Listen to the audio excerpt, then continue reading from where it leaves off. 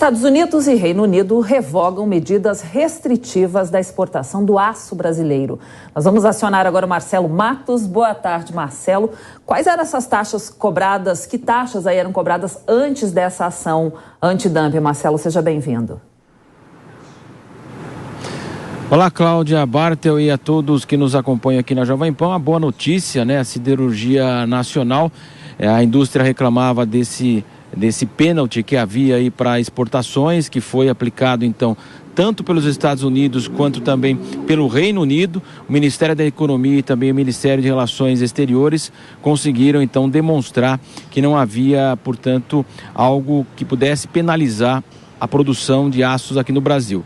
Então, em julho, o aço laminado nos Estados Unidos, após 5 anos, então, o governo conseguiu demonstrar que não há perda para a indústria dos Estados Unidos. Havia aí uma tarifa antidumping de 35% até 46% e também 11% de medidas compensatórias. E isso envolve o aço laminado, portanto, agora com a liberação. Os Estados Unidos liberaram o Brasil, mas não a China, a Índia, Japão, Coreia do Sul e Reino Unido. Então o país manteve essa restrição a esse aço que vem desses 5 países.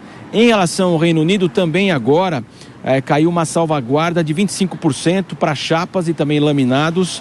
O Brasil demonstrou então na Organização Mundial do Comércio, fez a sua defesa e, portanto, agora vai ficar isento até junho de 2024. É uma notícia importante para a siderurgia nacional porque são 2 dos principais destinos, mercados mesmo, do aço brasileiro.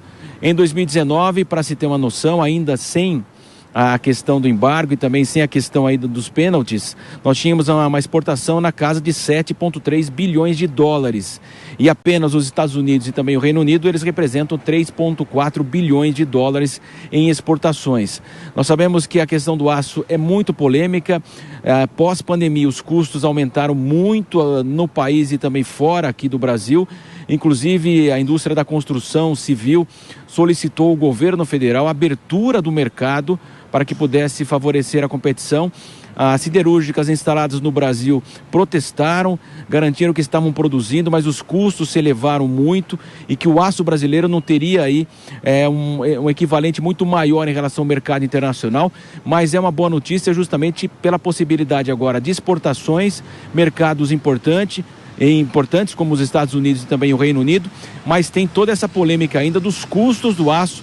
Esses custos subiram muito e a indústria da construção civil reclama demais em relação à produção local, e a produção local responde dizendo que realmente os custos aumentaram demais, não apenas no país, mas em todo o mundo pós-pandemia, e mesmo assim os preços que são praticados no Brasil são compatíveis com o mercado internacional. Cláudia. Obrigada então aí pelas suas informações, Marcelo. Até mais.